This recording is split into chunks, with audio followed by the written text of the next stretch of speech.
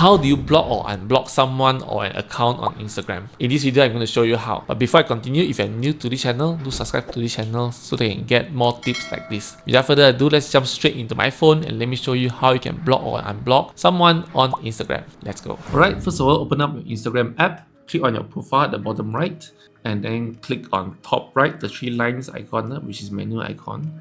Then you scroll down to who can see your content.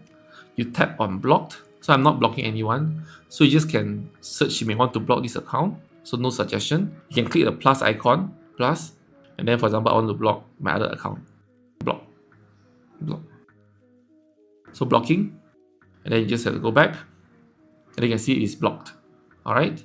So you include any other account they have using here. To unblock, same thing as well, just go to who can see your content, same thing, blocked. And then just click on unblock. Okay, dismiss. Alright, so yeah, we can block it. Another way you can block the person is go straight to the account. For example, Donald Trump, not that he will follow me, but anyway, just click on the three dot at the top right and just click block. Okay, so yeah, this is another way you can block directly from the account itself, or you can block directly from your settings.